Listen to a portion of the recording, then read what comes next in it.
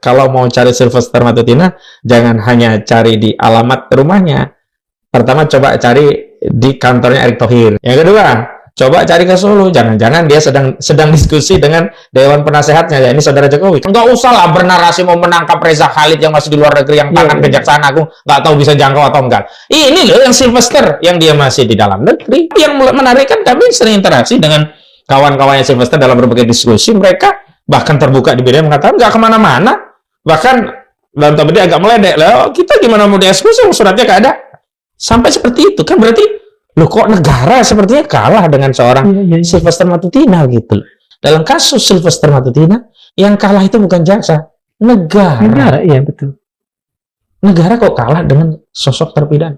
Berarti memang sosok yang dianggap negara itu bukanlah entitas lembaga dan seterusnya. Sosok dianggap negara itu adalah sosok yang paling berpengaruh. Orang akan berpikir, nggak usah lah kita taat. Toh kalau kita lapor polisi, jadi divonis mereka punya uang atau mereka punya akses kekuasaan, nggak akan di penjara juga, nggak akan ada keadilan. Akhirnya apa? Saya khawatir, dan ini juga terjadi pada Sylvester Matutina, orang akan mengambil jalannya sendiri.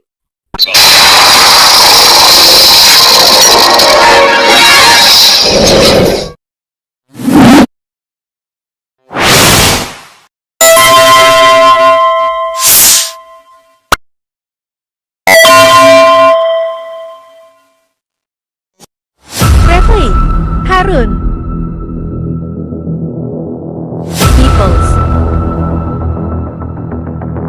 Opinion.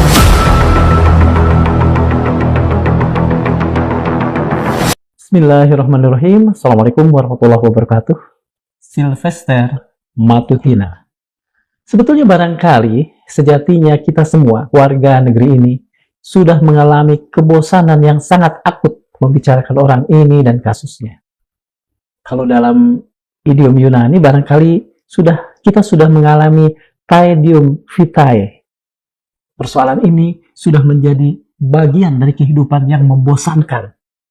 Karena berkali-kali kita bicarakan, berkali-kali kita kupas, berkali-kali kita angkat. Tidak ada hasilnya. Sylvester Matutina, seorang yang sudah inkrah untuk segera memasuki penjara, bertahun-tahun lamanya, hingga hari ini masih tetap berada di luar dan bebas merdeka. Untuk itu kami mengundang orang yang tahan terhadap kebosanan itu. Dia Mas Hozin, Ahmad Hozinuddin. Terima kasih Mas Hozin. Iya, sama-sama. Saya tidak tahu, saya sebetulnya tadi kalau saya agak gagap untuk membawakan pengantar, karena saya tidak tahu lagi pengantar seperti apa yang harus saya buat untuk orang ini. Karena seringnya membahas hal ini. Seringnya membahas dan nyaris tidak ada apapun yang katakan saja persoalannya itu agak bergeser. Agak ada ada kemajuan dan tidak kalau kita melihat bahwa yang bersangkutan masih bebas merdeka. Betul. Makin lama makin kesini ini kelihatan apa sih? Ini memang skenario atau apa? Bismillahirrahmanirrahim. Kalau kita bangun narasi mengungkap kasus Sylvester ini untuk dan atas nama kepentingan diri sendiri, katakanlah saya begitu, tentu saja ungkapan bahwa kasus ini membuat kita bosan, sangat membosankan. Apalagi kalau dikaitkan pribadi itu, apa sih benefitnya bagi seorang Ahmad Hozinuddin misalnya, kalau itu saya, atau Bang Kang Darmawan atau yang lainnya, ketika Sylvester masuk penjara misalnya. Apakah dengan Sylvester masuk penjara kita tambah kaya raya misalnya? Kan nggak ada kayaknya. Tapi kalau kita kaitkan bahwa masalah ini tidak ansih soal seorang Sylvester Matutina, tapi ini tentang nasib bangsa kita, negara kita, hukum yang diharapkan bisa menertibkan masyarakat, hukum yang diharapkan bisa memberikan kepastian, hukum yang bisa memberikan keadilan, tentu asa untuk terus menggali, mempersoalkan, dan terus mencari apa yang bisa menjadikan hukum ini kembali tegak. Menurut saya tidak akan pernah ada kata bosan, apalagi dengan adanya Madilog. Adalah salah satu forum yang menurut saya ini forum yang membuat saya selalu nambah energi untuk terus berpikir gitu. Kenapa? Karena memang ada step-step itu yang tidak bisa kita pisahkan, atau ini harus continue. Refleksi, berpikir, aksi, evaluasi, refleksi, berpikir, evaluasi, dan seterusnya. Kan kita tidak bisa kemudian hanya bergerak tapi tidak punya landasan pemikiran yang kokoh, sehingga setiap ada hantaman dalam pergerakan itu kita kebingungan dengan hantaman tadi.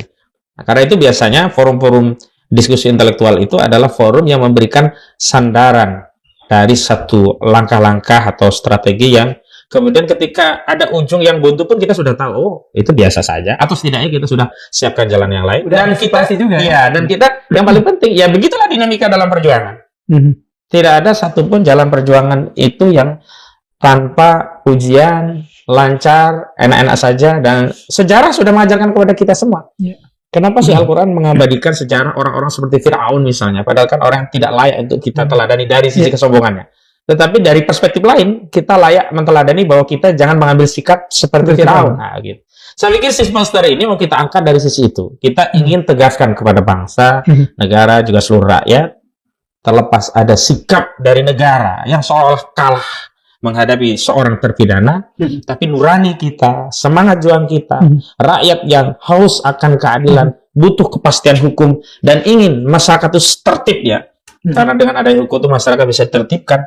Ini tidak pernah merasa lelah, kehilangan asa untuk terus bergerak. Dan seperti yang kami lakukan hari ini. Hari ini kemarin kami bersama sejumlah elemen, ada lawyer, ada tokoh, ada sejumlah bahkan mereka yang saat ini dipersoalkan oleh Saudara Joko Widodo melalui laporan Jokowi di Polda Metro Jaya di 30 April 2025 yang lalu, yakni Lismon Sianipar dan Roy Suryo ya. Itu kan mereka sedang berstatus terlapor. Kemudian ada juga tadi Bang Batubara, ada tokoh-tokoh Sedekah Jaya, ada Bu Ulan dari ARM, dari lawyer-lawyer tadi ada saya sendiri, ada Kurnia Triani, ada juga Bang Rizal Fadila, ada Bang Jahmada Ginsang, dan yang lainnya begitu. Kita datang ke Kejaksaan Agung untuk meminta dua hal pilihannya opsinya. Pertama, Jaksa Agung segera menangkap mengeksekusi Sylvester Matutina, atau yang kedua kalau tidak, kami tidak meminta Jaksa Agung mundur karena sulit hari ini kita berharap ada pejabat mundur. Tapi kita minta Presiden copot. Kenapa? Nah, urutan peristiwanya demikian. 31 Juli kami kan sudah datang ke pengadilan ke Kejaksaan Negeri Jakarta Selatan untuk minta itu diskusi. Tidak ada jawaban. 31 Juli 31 Juli. 2 bulan lalu. Ya, kemudian 4 September Anang Kapus Penkum itu Anang Supriyatna ya. Nah, itu mengkonfirmasi akan ditindaklanjuti dan sudah ada info Kejari Jakarta Selatan mengirimkan undangan, kalau tidak nanti dieksekusi. Tapi ternyata tidak terjadi juga. Jadi cukup dari itu kami datang lagi ke Kejaksaan Negeri untuk meminta hal yang serupa kepada Kejari, dan kami juga sudah kirim surat ke Kejaksaan Agung. 3 pejabat yang kami kirimi surat, pertama Jaksa Agungnya ST Burhanuddin, kedua Jamwasnya, saat itu Jamwasnya sedang dipegang oleh PJS, saya kurang tahu waktu itu siapa, karena nama yang kami sebut kami dapat dari informasi website Kejaksaan Agung, ternyata katanya sudah nggak menjabat lagi Pak. Kemudian Jambit, Jaksa Agung Muda bidang pembinaan, Jaksa Agung Muda bidang pengawasan. Tujuannya apa? Ini nggak layak ada kasus seperti ini. Dan kalau kita lihat kan ini seperti terstruktur kan? Betul. Maksudnya struktur itu bukan satu penyimpangan yang hanya dilakukan oleh kejaksaan atau bahkan jaksa menangani perkara Sylvester, tapi sampai ke Kejaksaan Agung. Dan terakhir saat hari ulang tahun Korps Adiaksa di tanggal 2 September 2025 yang lalu, sudah ada perintah tegas dari Jaksa Agung. Sampai hari ini udah 15 hari loh kalau kita hitung dari 2 September, hari ini tanggal 17 September. Pertanyaannya Jaksa ngapain aja? 19 hari. Hari ini sepakat 19 ya. Pertanyaannya Jaksa ngapain aja? Kan Jaksa Agung Muda bidang intelijen kan harusnya juga bekerja karena ini statusnya kan tidak diketahui katakanlah demikian. Tapi yang menarik kan kami sering interaksi dengan kawan-kawannya Sylvester dalam berbagai diskusi. Mereka bahkan terbuka di bidang mengatakan nggak kemana-mana. Bahkan dalam tadi agak meledek lah. Kita gimana mau dieksekusi? Suratnya nggak ada. Sampai seperti itu kan berarti loh kok negara sepertinya kalah dengan seorang Sylvester Matutina gitu. Dan tadi dalam rilis kami tegaskan ini persoalan Sylvester Matutina bukan persoalan keluarga Yusuf Kalla loh. Ini sudah persoalan bangsa berkaitan dengan penegakan hukum. Walau mulanya ini kan kasus laporan dari keluarga Yusuf Kalla yang kemudian berakhir dengan vonis, yang vonis itu ingkrah di 20 Mei 2019 yang lalu. 1 tahun 6 bulan, 1,5 bulan, melanggar pasal 311 KUHP 6 tahun yang lalu ya. 6 tahun yang lalu. Jadi kalau kemudian dianggap apa kepentingannya kalian? Ini kan dulu yang laporan kan keluarga Yusuf Kalla aja nggak bermasalah. Ternyata belakangan kita ketahui mereka juga belum pernah berdamai, padahal klaimnya dulu kata sudah dimaafkan. Nah ini yang kami kemudian dalam konteks ini kami tidak bisa berprasangka baik, kami justru berprasangka buruk. Ada apa dibalik ini semua?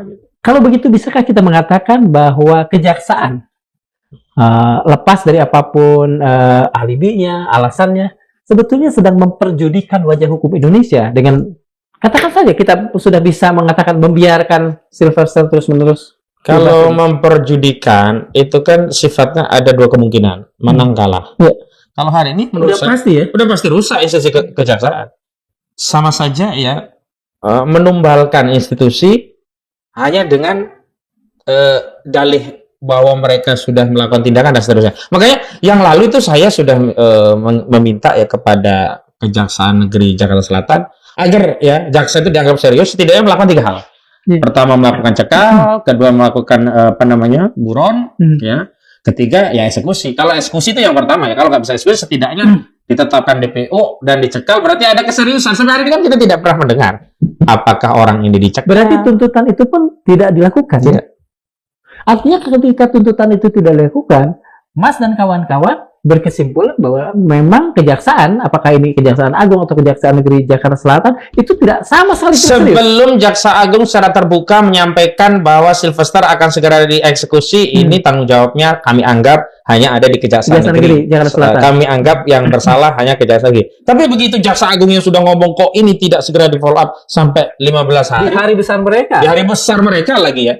Ini seolah-olah ya mereka memang sengaja membiarkan kasus ini dan akhirnya yang kasihan adalah marwah institusi. Makanya kami tegaskan tadi agar institusi kejaksaan itu kembali memiliki kehormatan, punya wibawa, lebih jauh ada kedaulatan hukum kita yang dijaga dengan penegakan hukum terhadap seseorang atau tidak, ya harus segera ditangkap. Makanya tadi kawan-kawan itu ada satu aktivis tadi bawa ayam sayur gitu. Jadi kita kasih ayam sayur gitu. Jadi jaksa ayam sayur ini.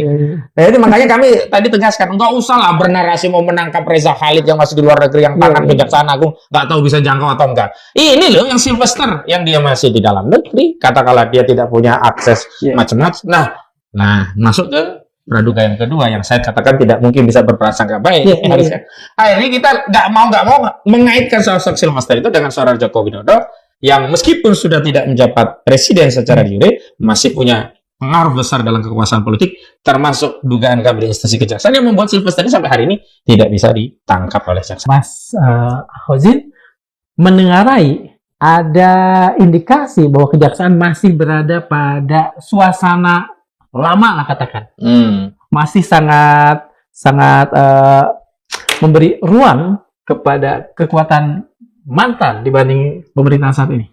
Ya, yang jelas kan Jaksa Agung ini kan ST Burhanuddin kan dilantik dulu di era Jokowi. Hampir sama lah dengan Kapolri Listio Sigit Prabowo. Yang kedua, ada beberapa kasus besar yang beririsan dengan kepentingan oligarki yang dekat dengan Jokowi. Juga dalam perspektif saya ya pribadi, bukan kami tim, itu justru untuk dalam rangka melindungi. Misalnya dalam kasus pagar laut. Di kasus pagar laut itu kan dulu kita menuntut pagar laut PIK lah ya. PIK 2, Aguan gitu kan, kami menuntut agar diproses hukum dua-duanya, baik tipikornya maupun tipidumnya. Tipidumnya kan dulu sudah jalan, ada Arsin dan kawan-kawan yang ditetapkan tersangka. Pasal 263, mereka inilah yang bermain membuat surat-surat seolah ada transaksi jual beli di tanah-tanah yang sebenarnya wilayah laut yang didalihkan dulu itu wilayah daratan yang terkena abrasi. Kan saat itu sebenarnya ini harusnya jalan. Berkas dikirim ke kejaksaan, oleh kejaksaan dikasih petunjuk, ini ada tipikornya. Kemudian Baris mengatakan nggak ada, jadi ini bolak-balik. Akhirnya apa? Habis waktu untuk menahan oleh penyidik di Polri, dilepas dan tidak bisa dilanjutkan karena ini tidak kunjung selesai, tidak kunjung lengkap karena ada ganjelan dari Kejaksaan Agung. Ini pun ada tendensi permainan di sana. Nah, itu yang saya kaitkan bahwa mau tidak mau apa yang diperoleh status PSN oleh Aguan itu tidak lepas dari kebijakan era Jokowi. Katakanlah waktu itu kan sejak Aguan ini dia diwawancara Tempo kan dia mengaku bahwa belum buka saya untuk nolong IKN begitu, kompensasinya statusnya di PSN kan begitu. Dan kita juga tahu ada pidato Jokowi secara terbuka, Bapak Ibu kalau butuh tanah berapapun luasnya tinggal bilang kepada saya. Itu kan sebuah tawaran publik dari seorang Jokowi kepada oligarki untuk bisa meluaskan industri bisnis mereka. Nah, itu yang ditangkap oleh Aguan. Maksud saya balik lagi ke kejaksaan. Saat itu tindakan jaksa yang memberi petunjuk ada tipikor. Pada saat yang sama dia menarik diri dari penyidikan tipikornya. Kan sebelumnya kan jalan jaksa menarik diri, katanya mau bareng-bareng. Tapi kemudian tidak. Kemudian tidak. Padahal di tipikor divisi tipikornya Polri katanya udah jalan. Di Tipidum diberi petunjuk tipikor. Ya nggak mau Tipidum jalan, nabrak. Nah, kami membaca itu hanyalah modus agar berkas bolak-balik sehingga kehabisan waktu untuk menahan. Nah, ketika waktu habis harus dilepas. Nah, ketika mau ditahan lagi nggak bisa karena berkas 21 sampai hari ini kan. Iya. Nah, balik lagi pada kasus Sylvester Matutina. Sylvester Matutina kenapa dia makanya ada orang yang mengatakan kalau mau cari Sylvester Matutina jangan hanya cari di alamat rumahnya.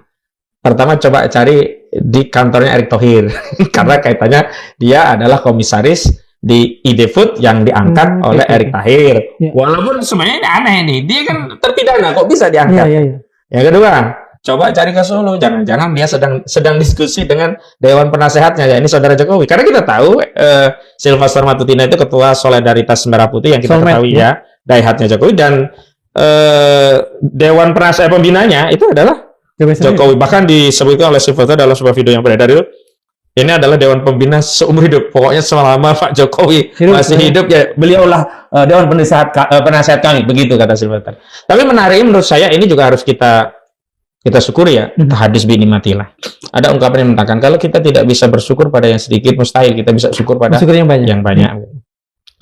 Kita bersyukurnya bahwa sejak kita persoalkan secara aktualisasi publik, Sylvester sudah terpenjara, eksistensi dia hilang. Sebelumnya kan dia kemana-mana ya, diskusi dari satu TV yang lain, podcast yang lain, sambil masih bisa mengancam Roy Suryo, Rismond dan yang lainnya. Kamu pasti tersangka, kamu masuk penjara. Hari ini di ruang publik paling tidak dia sudah tidak ada. Karena kalau dia masih di ruang publik, ini tambah menampar muka institusi kejaksaan, tuh buktinya dia masih ada di TV. Jadi saya pikir kita tidak kemudian hanya melihat parameter keberhasilan hanya dari satu sisi saja ya. Kalau kita buat parameter yang agak objektif meluas, ya tentu ada sisi-sisi yang kita syukuri. Saya ingin menggarisbawahi soal sisi-sisi yang layak disyukuri. Tadi saya dengar bahwa ada aksi lah ya, ada aksi di Kejaksaan Agung.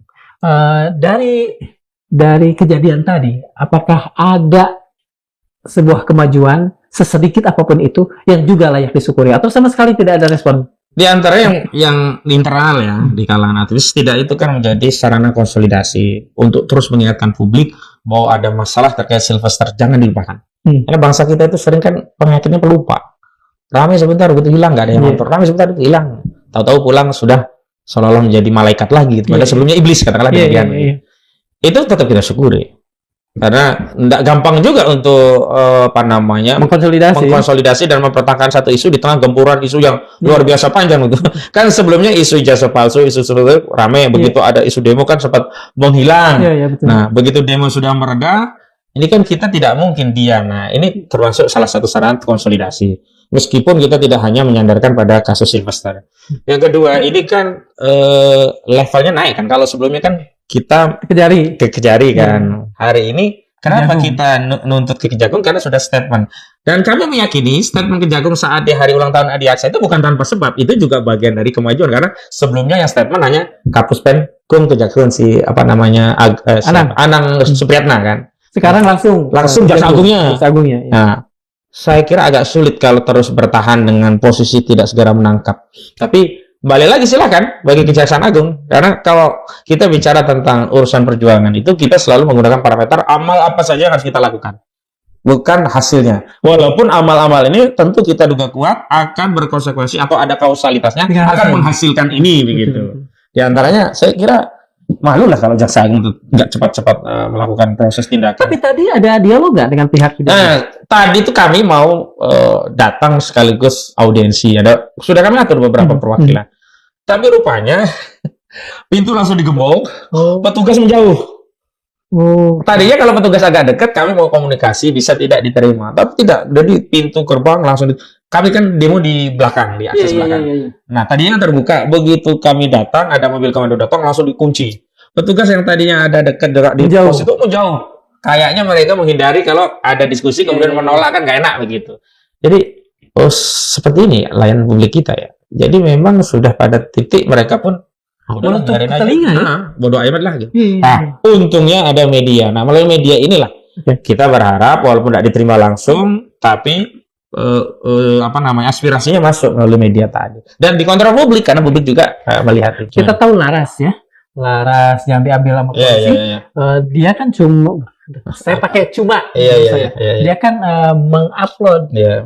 apa kepeduliannya di Instagram, ya. kalau nggak salah. Sampai saat ini dia kemudian ditahan, Iya. dan kalau ditahan itu kan artinya kelihatannya dia menghadapi pasal di atas 5 tahun, Iya, mungkin betul, betul, undang-undang betul. ITE. Iya, iya. Dibandingkan dengan Sylvester yang sudah inkrah, sudah PK, tapi kemudian setelah dibiarkan. Ini ironis nggak nih di negara yang masih mengaku sebagai negara hukum? Kalau kita gunakan kaidah yang seharusnya memang ironis sekali. Tapi kalau kita lihat dari sisi praktik di negeri kita ini, ya, terutama 10 tahun terakhir sejak di era Jokowi, saya pikir itu sudah menjadi sesuatu yang lazim, menjadi hukum tebang pilih, tajam ke bawah, tumpul ke atas. Hukum itu hanya untuk lawan politik, kawan kepentingan bisa dilindungi. Hukum itu menjadi alat transaksi, bargaining politik. Hukum itu sebagai alat untuk mengendalikan lawan, dan seterusnya. Dan saya memang sempat ya waktu itu kan dihubungi untuk bisa mendampingi Laras, tapi karena saya lagi loadnya tinggi, saya tidak bisa. Terus saya kalau nggak salah rekan kami ya, si Gafur itu yang pegang gitu. Dan memang proses hukumnya seperti seolah-olah ini hanya untuk melegitimasi narasi yang keluar dari institusi polisi bahwa demo rusuh ini ada pemicunya dari narasi-narasi orang-orang yang ingin menghasut gitu. Sama juga ketika Deore Marhen itu juga ditangkap, itu kan hanya untuk melegitimasi cerita yang selama ini seolah-olah masalahnya di sana, tapi tidak berkaca lebih jauh sebenarnya tindakan-tindakan pelayanan kepolisian terhadap aktivitas menyampaikan pendapat itu seperti apa sih. Ini kan yang kemudian hari ini menimbulkan aspirasi, bahkan ditindaklanjuti dengan pertemuan sejumlah tokoh nurani bangsa, tokoh-tokoh untuk menggulirkan wacana reformasi Polri. Artinya kan kita tidak bisa melihat ansis soal ada hal yang di luar gitu. Dan hari ini juga kita bisa melihat bahwa setelah kejadian ini begitu selesai begitu saja, kita juga tidak melihat ada upaya perbaikan internal DPR misalnya, yang sebelumnya kan ini pemicunya di DPR begitu. Akhirnya lagi-lagi rakyat ini ya, dalam beberapa kasus, bahkan mayoritas yang terlihat publik itu ironi ya, mereka menjadi korban sekaligus dituduh menjadi pelakunya. Jadi rakyat dalam konteks demo yang menjadi korbannya, begitu ada rusuh dituduh juga menjadi pelakunya. Sementara kuat dugaan ada elit-elit yang bermain yang memanfaatkan situasi. Misalnya kemarin contoh, setelah reshuffle bagi orang tertentu yang mendapat posisi kan dapat berkah dari peristiwa demo, karena kalau tidak ada demo tidak ada reshuffle begitu. Jadi kadang-kadang sedih saya. Sedihnya apa? Selalu saja pertikaian di elit itu yang menjadi tumbal selalu rakyat. Elit itu tidak pernah kemudian saling memangsa di antara mereka. Mereka masih punya bargaining top bagi rakyat. Jadi yang terbangsa selalu rakyat. Rakyat tidak punya bargaining apapun. Darah yang mengalir darah rakyat. Darah rakyat juga. Coba kemarin ada 9 orang kalau nggak salah yang meninggal. Apa gitu? Memang kalau kita kaitkan dengan dari sisi di petugas juga ada yang luka. Cuman kan kalau kita kaitkan dengan kematian kan nggak sebanding dong. Makanya kemarin ada juga kawan-kawan itu yang kecewa. Kok dari sisi rakyat tidak ada apresiasi, dari sisi petugas langsung dinaikkan jabatan. Nah, rakyat ini bagaimana dengan yang lain yang korban banyak ini? Setidaknya unggahan yang pertama saat konferensi pers seorang presiden terkait peristiwa itu adalah turut berbela-sungkawa atas jumlah anak bangsa yang meninggal. Apresiasi pertama adalah tentang nyawa. Kalau cuma harta misalnya, ya adalah kerusakan busway dan itu gampang diperbaiki lagi. Itu hanya duitnya juga ambil dari rakyat, bukan uang dari pemerintah. Tapi nyawa ini loh. Dan kadang-kadang nyawa itu akhirnya dianggap hanya ya hitung-hitungan kalkulasi angka statistik saja. Tidak dilihat dari value. Oh, di situ ada misalkan orang tuanya perjuangan, dia melahirkan, mendidik, membesarkan. Kemudian hilangnya harapan orang tua. Oh, itu nanti akan menyambung hidup kita, melanjutkan perjuangan kita. Belum lagi relasi, ada temannya yang kehilangan sahabatnya. Bahkan kalau dia keluarga ada ayahnya di sana. Kalau dia punya istri ada istrinya di sana. Sesuatu yang sangat kompleks yang melibatkan bukan hanya soal harta benda saja, tapi pikiran, perasaan dan berbagai dinamika yang sudah terbangun lama hilang. Kok seolah-olah tidak dinilai sebagai sesuatu yang lebih berharga ketimbang misalkan adalah kerusakan di kantor polisi, kerusakan busway dan seterusnya. Selalu saja narasinya ini ada kerusakan. Ini harus bertanggung jawab. Sementara korban, bagaimana cara bertanggung jawabnya? Negara tidak hadir. Memang kemarin ada kasus si Afan Kurniawan itu kan memantik empati, banyak nyumbang ya. Tapi kan nggak semua mendapatkan yang seperti itu. Harusnya kan negara, apa sikap negara terhadap itu? Apakah yang lainnya juga mendapat perhatian dari negara? Setidaknya kalau pangkat nggak mungkin kan. Setidaknya santunan dari negara, saya belum mendengar itu. Dan kalaupun kita kaitkan dengan asuransi, kalau dianggap kecelakaan kerja, berapa rupiah nilai nyawa di dalam penghargaan oleh lembaga yang namanya asuransi. Mas begini, bahwa negeri ini sedang memerlukan investasi, iya kan? Karena keperluan untuk meningkatkan pertumbuhan dan lain sebagainya. Sementara paling tidak dalam perbincangan kita saat ini saja ada 2 lembaga penegak hukum, kejaksaan dan kepolisian yang bukan lagi memberikan ruang, yang tidak membantu pemerintah untuk mewujudkan satu ruang yang investor friendly lah, gampangnya seperti itu. Nah, kenapa kemudian kedua lembaga ini dibiarkan dalam tanda petik tidak beraturan, sehingga kemudian tidak berpikir untuk mengganti kedua pimpinan lembaga ini? Kan sebetulnya yang dirugikan pemerintah dan rakyat Indonesia yang masih memerlukan investasi untuk pertumbuhan ekonominya. Iya, memang juga kalau kita bicara investasi, terus siapa yang diuntungkan, ini kan juga satu hal yang harus kita bahas terpisah ya. Karena hari ini yang saya baca justru kebalikannya. Investasi itu adalah metode baru untuk melakukan kolonisasi atau ya katakanlah penjajahan model baru begitu. Nah, yang kedua, justru kalau dalam konteks investasi dalam pengertian penjajahan, maka memang investor atau oligarki itu butuh aparat yang modelnya seperti ini, membela kepentingan mereka yang punya duit dan siapapun rakyat lawan. Kan itu terjadi banyak, di mana aparat polisi berhadapan dengan rakyat yang tanahnya katanya sudah punya perusahaan, rakyat yang kemudian sudah tinggal di situ, sudah mengolah tanah itu bertahun-tahun, dipaksa diusir dari tempat dia mencari hidup begitu. Nah, tapi kalau dalam konteks investor ini, ya memang akhirnya yang investasi besar yang kehilangan paling tidak ketidakpastian hukum itu kan kemudian menyeruak permukaan muncul. Lah iya ketidakpastian gitu kan. Kalau kita kembalikan hukum itu kan ada 3 tujuan hukum ya. Keadilan, kepastian, kemanfaatan. Tiga-tiganya itu hilang dengan kasus Sylvester Matutina. Pertama, tidak ada kepastian bahwa orang yang divonis itu masuk penjara. Ini tuh udah inkrah masuk. Kedua, tidak ada keadilan bagi orang menjadi korban perlakuan Sylvester Matutina. Hari ini korbannya bukan hanya keluarga Yusuf Kalla, tapi seluruh rakyat ikut merasa menjadi korban. Kenapa? Karena ujaran-ujaran seorang Sylvester Matutina itu begitu merusak ruang publik. Pada saat yang sama dia sudah menjadi status terpidana, tapi nggak pernah dieksekusi. Yang ketiga, kemanfaatan. Manfaat apa yang kita peroleh dari praktik bernegara ala seperti ini? Bahkan ini mengurangi, kalau kita tidak sebut menghilangkannya, insentif ketaatan masyarakat pada hukum. Orang yang berpikir, nggak usah lah kita taat. Toh kalau kita lapor polisi, jadi divonis mereka punya uang atau mereka punya akses kekuasaan, nggak akan di penjara juga, nggak akan ada keadilan. Akhirnya apa? Saya khawatir, dan ini juga terjadi pada Sylvester Matutina, orang akan mengambil jalannya sendiri. Hukum jalanan, artinya jalanan ya? Iya, hukum jalanan. Vigilante gitu ya? Iya. Dan kalau sudah itu terjadi, ya perangkat-perangkat norma yang selama ini kita bangun dengan susah payah dari founder-founder kita yang kita kembangkan, itu akan menjadi dengan kata lain gitu, yang kemudian memperlemah hukum dan membuat hukum tidak punya wibawa justru adalah aparat sendiri. Kita lihat dalam kasus Sylvester itu kan sebenarnya jaksa itu dia mewakili negara. Betul. Tapi jaksa tidak menjalankan fungsinya sebagai wakil negara. Artinya, dalam kasus Sylvester Matutina, yang kalah itu bukan jaksa, negara. Negara, iya betul. Negara kok kalah dengan sosok terpidana? Jadi saya ingat, berarti memang sosok yang dianggap negara itu bukanlah entitas lembaga dan seterusnya. Sosok dianggap negara itu adalah sosok yang paling berpengaruh. Makanya dulu, pada kasus Jokowi, dia dicemarkan. Terus para pendukungnya mengatakan, ini kan simbol negara. Simbol negara adalah kekuasaan. Artinya apa? Yang punya negara itu mereka yang berkuasa. Bukan kita rakyat yang secara konstitusi adalah bagian yang memiliki kedaulatan atas negara. Jadi apakah ini sebuah kesalahan? Negara dipersonifikasi pada orang. Yang dalam hal ini, katakan saja dalam kasus itu, Jokowi misalnya.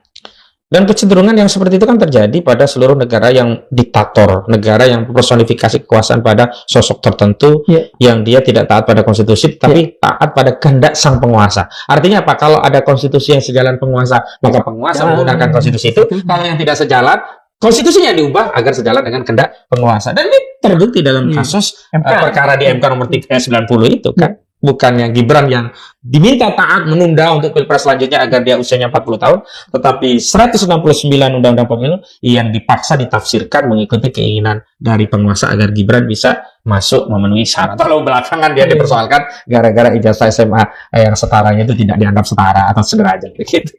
Mas, kejaksaan kan sering mengutip kalimat ini ya, keberadaan Sylvester tidak diketahui. Itu apakah sah nggak alasan seperti itu yang berkali-kali didengungkan? Kalau alasan itu di follow up ditindaklanjuti dengan sejumlah tindakan yang menjadi wewenang jaksa, masih bisa kita percaya. Misalnya dia tetapkan status DPO, dia lakukan cekal, dia juga melakukan tindakan mencari di tempat-tempat yang selama ini sudah diinfokan banyak pihak tempatnya Sylvester. Misalnya dia datang ke rumahnya, ada kabar dan sebagainya. Oh, kawan-kawan dia bilang di mana? Oh, masih di Jakarta begitu. Lah gimana mau dieksekusi? Suratnya nggak datang, ibaratnya begitu yang lalu. Lah ini kan cekal juga kagak ada. Yang ada hanya pernyataan imigrasi. Menurut keterangan imigrasi tidak ada lalu lalang Sylvester keluar negeri. Tapi bukan karena ada cekal, cuma dicek aja. Oh belum ada atas nama Sylvester keluar dari wilayah jurisdiksi Indonesia. Udah ada cekal. Jadi saya kira itu adalah dalih-dalih yang berusaha direpetisi dan yang diupdate oleh jaksa itu dalih yang diupdate. Yang pertama katanya mungkin belum ada putusannya, walaupun nggak langsung di kejaksaan, karena saya waktu itu diskusi dengan mantan Kapus Penkum ya Kejagung, Pak Jasman Panjaitan, di sebuah TV swasta dia bilang berdalih, bisa saja kalau belum ada salinan putusan mau eksekusi pakai apa? Kan dasar jaksa itu masuk ada salin putusan. Ternyata tidak, sudah terbantah. 20 Mei diputus, 20 Mei itu ingkrah. Kemudian 19 September itu sudah dikirim oleh Mahkamah Agung berkasnya ke pengadilan pengaju, dalam ini Pengadilan Negeri Jakarta Pusat. Artinya sejak 2019 yang lalu itu sudah. Belakangan kan baru muncul statement dari Anang Supriyatna yang dulu pernah menjadi Kajari Jakarta Selatan. Memang dulu sudah pernah keluar surat eksekusi. Artinya kan putusan sudah dipegang. Tapi karena COVID, jadi itu terhalang. Lah, kan ditambah ya dalihnya. Lalu COVID kan nggak sampai 2025. COVID itu kan 2 tahun aja yang paling tinggi katakanlah 2020, 2021, 2022 kan sudah mulai ada apa namanya istilahnya pengendoran lah ya. Iya normal itu apa istilahnya itu? Statusnya kan dikendorkan gitu. Tapi kan itu nggak diupdate dengan cara mencari, nggak dibiarkan saja. Nah, yang paling sahih sebenarnya kalau mau jujur, ya memang ada perlindungan kekuasaan. Sebenarnya kalau statement kejaksaan itu jujur mengatakan, kami tidak bisa lakukan karena memang ada kekuatan kekuasaan yang saat itu tidak bisa dilawan sehingga kami mendiamkan. Nah itu relatif jujur dan langsung dipercaya oleh kita.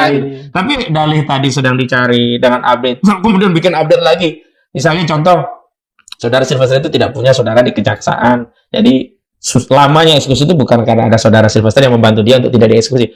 Kan jawaban-jawaban yang nggak relevan dengan keadaan yang terjadi.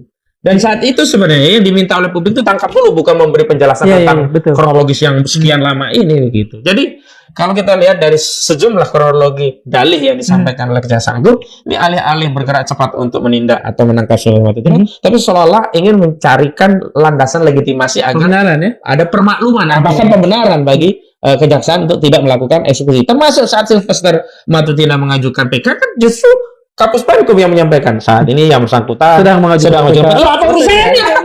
Oh, memang kuasa hukumnya Sylvester Matutina?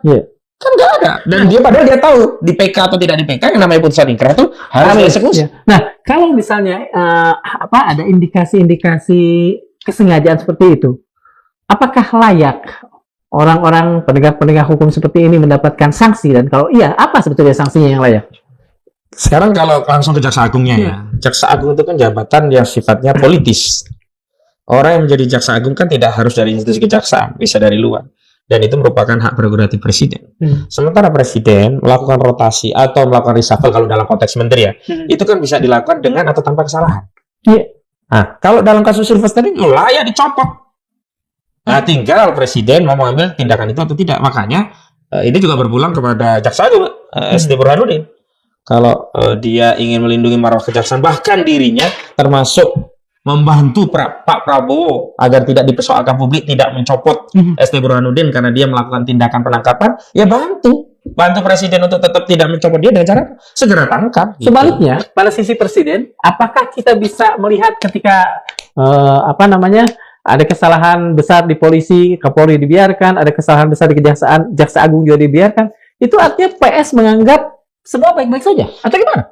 Tadi kalau kita kembalikan kepada hak prerogatif, sebenarnya kan melakukan pencopotan jaksa agung atau katakanlah kita Ada persoalan atau tidak? atau tidak kan itu hak presiden. Iya, betul. Tapi kalau ada persoalan itu sebenarnya insentif yang besar buat presiden untuk mendapat kepercayaan publik. Oh, ternyata meskipun kewenangan itu subjektif, tapi digunakan oleh presiden secara objektif. Maksudnya begini, ketika presiden menggunakan kewenangannya, hak prerogatifnya, ternyata ada landasan argumentasi yang diterima publik. Kenapa dicopot? Wajar, dia nggak benar kerjanya, maka diganti. Jadi orang tidak melihat, oh, itu suka-suka presiden. Itu enggak, gitu. Like and dislike enggak. Ya, insentif itu yang harusnya diambil, gitu. Iya. Tapi hari ini, menurut saya, yang harus mengambil insentif itu adalah jaksa agungnya. Ya, ini apa? Dengan segera menangkap, menjadikan insentif dirinya tetap layak di situ, dan tidak perlu menyusahkan presiden. Karena apa? Dituntut publik untuk mencopot jaksa agung gitu. Gini, saya kembali pada yang tadi Mas selalu katakan. Ya. Apapun yang terjadi, kita harus mensyukuri beberapa kebaikan yang ada, gitu ya. Apakah ini juga adalah momentum untuk disyukuri? Gini deh, kalau ada baju kotor, kita harus bersyukur karena kita punya waktu untuk mencucinya.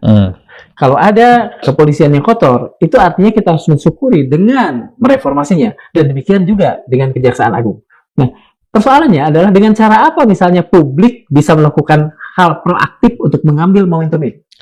Jadi kalau ada loginya seperti tadi kurang tepat ya. Adalah kita mensyukuri kekotoran yang terjadi begitu. Yeah. Yang maksud saya syukuri kita sudah mengambil tindakan, dan tindakan itu sedikit atau besar ada dampaknya. Misalnya dalam konteks menuntut Sylvester Matutina, memang belum sempat ditangkap, tetapi setidaknya dia tidak lagi hadir di ruang publik, sehingga agitasi-agitasi yang merusak ruang publik itu bisa dihentikan. Itu yang harus kita syukuri. Tapi bahwa hari ini banyak sekali ya anomali, bahkan itu menjadi karakter penegakan hukum kita yang tumpul ke atas, tajam ke bawah, hanya tajam kepada lawan politik, tapi tumpul kepada kawan-kawan. Itu sebenarnya satu keadaan yang harusnya ya membuat kita sudah tidak ada waktu lagi untuk berkompromi. Artinya tindakan-tindakan yang dilakukan oleh kami ini tidak hanya oleh kami. Kalau memang republik ini, negeri ini milik bareng-bareng. Jadi pertanyaannya, apakah republik ini hanya milik kita? Apakah soal Sylvester itu yang punya kepedulian hanya kita-kita? Kan kita semua.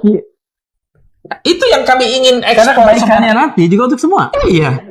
Itu yang kami ingin pantik juga, bahwa ayo rakyat, negara, warga bangsa ini republik milik kita, negara ini negara kita. Negeri ini tempat kita lahir dan dibesarkan, dan kalau ada kebaikan negeri ini untuk kita, kalau ada keburukan juga akan menimpa kita. Jangan kemudian mengambil sikap yang sekedar misalnya, udah ada timnya Pak Ahmad Ghazali dengan kawan adalah cukup mewakili kami. Enggak begitu. Mana? Dianggap fardu kifayah. Udah menggugurkan fardu kifayahnya gitu. Fardu kifayah itu hanya bisa selesai kalau apa yang menjadi kewajiban itu sudah ditunaikan. Misalkan kezaliman itu terangkat, ya selesai. Lah kalau kezaliman itu belum terangkat, ya semua punya tanggung jawab. Tapi kalau ada sekelompok orang bisa menghilangkan kezaliman, nah yang lainnya sudah tanggal kewajiban itu. Jadi jangan pula menggunakan fikih itu untuk dalih berdiam diri karena ada yang fardu kifayah dilakuin, berarti kita nggak perlu dong. Nggak begitu konsepnya. Nah hari ini justru harus ada dorongan dari sisi kaum agamawan, para ulama ya. Bahkan bukan hanya dorongan, mereka harus melit umatnya ini. Jangan kami di depan. Iya, jangan kami yang kemudian di depan. Jangan melit, memimpin ya. Memimpin umatnya. Hari ini sebenarnya ada semacam kerinduan ya, kalau saya lihat ya. Rakyat, khususnya dunia aktivis itu, kerinduan mereka dipimpin oleh ulamanya, tokohnya. Kenapa? Mereka tahu bahwa tokoh ini yang lebih kafa'ah, lebih ngerti, lebih punya masa, lebih punya pengaruh. Tapi kan kita juga nggak bisa berpangku tangan. Kalau suatu kebaikan tidak bisa digerakkan oleh orang yang kita inginkan dia menggerakkan kebaikan, tentu dengan kapasitas yang hanya kita miliki, berapapun yang bisa dilakukan, kita tetap bergerak. Tapi sekali lagi saya ingin memberikan satu edukasi bersama, bukan berarti kita yang lebih ngerti gitu. Bahwa ini tanggung jawab kita bersama, tanggung jawab seluruh rakyat. Nggak bisa masalah Sylvester Matutina. Bahkan saya katakan bukan tanggung jawabnya keluarga Yusuf Kalla kalau hari ini. Walaupun saat itu awalnya kasusnya kan pencemaran terhadap keluarganya semua warga Indonesia. Warga negara Indonesia. Itu maksudnya masuknya apa? Masih fardu kifayah juga atau fardu ain? Iya. Fardu kifayah itu kan suatu kewajiban yang kalau sudah digugurkan, ditunaikan oleh sebagian orang, yang lainnya gugur. Contoh, orang meninggal, kalau sudah ada yang mensolatkan, gugur yang lainnya. Tapi kalau belum ada yang mensolatkan, kan semuanya dosa. Iya. Harus sampai bisa disolatkan gitu loh. Hari ini kezaliman itu harus sampai pada. Adakah tendensi bahwa warga negara Indonesia sekarang itu dalam posisi selalu saling menunggu? Jadi ketika ada yang melakukan fardu kifayah, mereka kemudian bersyukur. Tapi keinginan untuk proaktif itu sebetulnya tidak menyala seperti zaman-zaman dulu. Saya yang lebih banyak ya, yang dominan ya, bukan determinan. Yang paling dominan itu faktor khawatir takut pada resiko. Jadi lihat-lihat apa ya, kalau yang lain aman baru ngikut gitu. Jadi tidak lihat apakah ini kewajiban dan dia mau ya menanggung tanggung jawab atas kewajiban, resikonya apapun itu. Tapi lihat-lihat nanti kalau kena apa. Dan selalu bangun narasi nanti kalau kita kena sendiri juga yang lain nggak peduli sama kita. Inilah pikiran picik yang membuat kita lemah. Kenapa? Semua mengindividualisasi masalah pada dirinya, tidak bernarasi. Ini loh dampaknya nanti bagi bangsa kita, negara kita seperti apa. Enggak kita pikirkan lagi diri kita. Kita harusnya berpikir bangsa kita, negeri kita, masa depan generasi saya seperti apa. Anak cucu kita. Tapi hari ini orang ya ketularan ya, egois. Akhirnya memikirkan, jangan kesana lah kita sendiri. Nanti kalau kita kena juga yang lainnya belum tentu mikirin kita. Kita kena. Ini iya punya kita. Ini yang harusnya kita. Adakah tendensi bahwa ketakutan ini memang dilestarikan oleh sekelompok elit yang mendapat keuntungan dari ketakutan itu? Betul. Meskipun sebetulnya dia mempertaruhkan masa depan bangsa. Iya, mereka para politisi, penguasa lah, rejim lah. Iya. Itu selalu mengedarkan dua narasi sekaligus. Satu membodoh-bodohi, kedua menakut-nakuti. Makanya kita harus melawan dengan dua narasi. Ya, mencerdaskan dan memberanikan. Tidak cukup cerdas kalau tidak berani nggak jalan. Tidak cukup berani saja, harus cerdas juga. Misalnya ya dibodoh-bodohi, misalnya kalau kita bicara tentang kebijakan, nanti seolah-olah mereka kan selalu dilihat dari sisi, oh ini akan begini, tapi tidak melihat dari aspek dampak destruktifnya. Dibodohi kita, soalnya kebijakan itu kebaikan. Padahal sedang ada upaya mencuri APBN melalui sebuah proyek yang ketika mengalir proyek masuk ke kantong mereka, jadi legitimit lah. Harta itu dicuri APBN ke kantong mereka melalui proyek tadi. Tapi yang ditampakkan tidak aliran dana tadi, lihat, oh ini akan menjadi kepentingan publik dan seterusnya. Makanya kita harus kritis. Bahwa ada keuntungan dari sebuah proyek itu wajar. Tapi kalau kita timbang keuntungan untuk individu korporasi jauh lebih besar ketimbang keuntungan manfaat yang diterima publik, sementara APBN digarang oleh proyek itu, ini yang namanya memberi contoh apa? IKN, proyek IKN. Apa benefitnya buat kita? Manfaatnya bagi kita apa? Berapa uang APBN yang digarang 100 triliun lebih? Sementara siapa yang diuntungkan dari proyek itu? Tentu orang yang terlibat dari proyek itu. Rakyat, kita menanggung beban. Tapi kan nggak pernah ini dijelaskan seperti ini. Selalu dibodoh-bodohi, selalu berpikir tentang, sentralnya kita di tengah, Jawa nanti akan tenggelam, dan macam-macam lah. Katanya Jawa akan tenggelam, pindah ke Kalimantan. Tapi yang mau tenggelam, justru dirampas oleh proyek oligarki untuk membangun komplek elit yang itu dari sepanjang jalur pantai utara. Kan nggak nyambung gitu. Kan dibodoh-bodohi. Logikanya nggak nyambung. Logikanya nggak nyambung. Mas begini, sebetulnya, bisakah Sylvester Matutina itu berbaik hati dan proaktif menyerahkan diri? Atau tidak harus tidak bisa begitu. Kalau dia ya orang itu merasa punya legacy demi bangsa, patutlah kemudian ada narasi itu ditawarkan. Tapi bagi Sylvester yang kalah, dia akan berusaha bagaimana tidak menjalani vonis itu. Artinya memang ini udah beyond udah tidak ada sikap satria, udah tidak apa lah itu ya. Pokoknya negara sekarang, tinggal negara mau bersikap seperti apa. Kalau Sylvester dia akan mencari peluang bagaimanapun caranya melalui kekuasaan. Apakah kita memang tidak bisa berharap itu tiba-tiba muncul dari jiwa Sylvester? Kan bisa saja. Mungkin kita kok berharap itu dari seorang terpidana gitu loh. Iya. Ya kalau bisa silakan, tapi buktinya kan enggak. Kenapa? Begini, orang-orang yang sudah 6 tahun saja dia lari, masa sekarang dia mau balik? Kalau dia mau balik dari dulu dia jalani eksekusi itu. Kalau dia punya sikap satria begitu. Makanya hari ini dia berusaha selamat dari beberapa tuntutan. Pertama, tentu dia akan pasang badan di lingkaran kekuasaan agar apa? Kekuasaan itu tetap melindunginya. Baik kekuatan yang dalam pengertian formil maupun material, dalam pengertian yang existing maupun yang de facto. Kan kita bahasakan ada kekuasaan de jure, ada kekuasaan de facto. Karena juga dia berharap agar tidak ada lagi orang-orang seperti kita sebenarnya. Nah, cuman orang-orang seperti kita ini, gitu.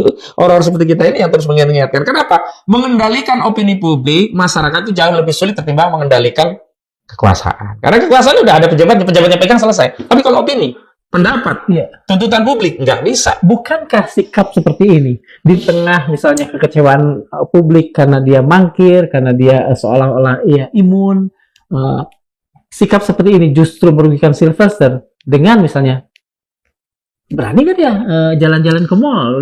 Berani nggak dia? Kan tidak kelihatan. Kalau Sylvester itu punya narasi atau sikap yang yang punya sikap negarawan ya mungkin bisa lah kita berpikir seperti itu. Jadi kita juga jangan egosentris ya, memandang Sylvester itu kira-kira pikirannya seperti kita lah. Karena jauh panggung dari api. Karena begini, kalau itu kita terapkan pada Sylvester nggak ada perkara ini. Oke. Nggak ada perkara ini gitu. Jadi memang dia akan selalu berusaha sekuat tenaga untuk menghindari kasus ini. Dia memang hari ini dia yang terpenjarakan dari sisi media. Di luar itu dia masih bisa kemana-mana. Nah, ini yang kemudian disayangkan. Kan ada aparat negara yang sebenarnya bisa ngejar itu. Kenapa sih untuk perkara-perkara yang lain negara bisa mengintai, mengendap-endap, mematasi, menyadap, macam-macam. Ya, itu. Giliran untuk Sylvester Memasuk, menerjang paksa rumah. menerjang paksa, Charlie Chandra ditanjang paksa gitu. Nah ini kok diam gitu. Nah saya kira diamnya mereka udahlah itu bagian dari tindakan mereka. Sekarang pilihannya apa yang harus kita lakukan? Nah kami mengambil pilihan tidak diam tadi. Oke. Karena apa? Ini memang kalau suara publik makin kencang, pasti pada akhirnya kekuasaan ini tak berdaya akan memenuhi apa yang diinginkan. Kalau misalnya publik entah secara sendiri-sendiri atau berkelompok dalam puncak kekecewaan mereka mencari Sylvester, menemukan dan menyerahkan ke kejaksaan, itu mungkin. Kalau dalam konteks mengambil tindakan polisional nggak mungkin, tapi kalau dalam konteks menemukan, mendorong, dibawa, ya bisa saja. Oke. Misalnya langsung mengambil tindakan dengan membabi buta, tindakan polisional, misalnya kalau lari langsung ditembak gitu, nggak bisa. Tapi kalau dipegang ya nggak ada masalah. Dipegang, dibawa. Iya, dibawa begitu. Seperti misalnya, atau setidaknya masyarakat hari ini kreatifnya anak-anak muda di Nepal kan mereka proaktif. Iya, paling tidak hari ini medsos gunakan. Kalau ada tahu dia di mana foto viralkan. Biar malu lah kejaksaan masa kalah sama netizen gitu loh. Sebenarnya lolosnya Setia Novanto itu bukan ketidakberdayaan kita untuk melakukan kritis, tapi tidak punya rasa malunya kejaksaan terhadap penegakan hukum di negeri ini. Kita nggak perlu merasa kita tak berdaya, tapi apakah kejaksaan masih punya malu sehingga kasus ini tidak segera dieksekusi? Mudah-mudahan itu masih ada sesedikit apapun. Iya. Karena bagaimanapun suatu saat mereka akan menjadi sipil lah. Dalam tanda petik ya, kembali ke masyarakat gitu. Kita tidak bisa membayangkan bagaimana kemudian kehilangan apalah wibawa lah atau karisma lah atau apapun ketika sudah berhadapan dengan masyarakat, sementara masyarakat masih mencatat semua yang hal-hal buruk yang pernah mereka lakukan. Betul. Sobat Madilog, tidak ada keadilan tanpa eksekusi. Tidak ada supremasi hukum jika vonis pengadilan dianggap opsional. Dan tidak ada demokrasi jika hukum hanya berlaku untuk lawan politik. Hari ini rakyat bisa melihat sendiri. Vonis yang inkrah dibiarkan menguap. Orang yang jelas-jelas bersalah menurut hukum negara tidak disentuh aparat. Sementara yang membela agama yang menyuarakan kebenaran dihukum berat tanpa banyak basa-basi. Tak ada peradaban tanpa keadilan. Dan tak ada keadilan tanpa keberanian melawan sistem yang zalim, kata Sayyid Qutb dalam magnum opusnya Fi Zilalil Quran. Keadilan yang tertunda adalah keadilan yang ditolak. Dan jika hukum sudah tidak bisa dipercaya, maka rakyat punya hak untuk mencari keadilan di luar sistem yang korup. Dan pada saat itulah, perubahan bukan hanya jadi hak, tetapi sudah menjadi sebuah kewajiban. Terima kasih. Assalamualaikum warahmatullahi wabarakatuh. Waalaikumsalam warahmatullahi wabarakatuh. Terima kasih. Sama-sama.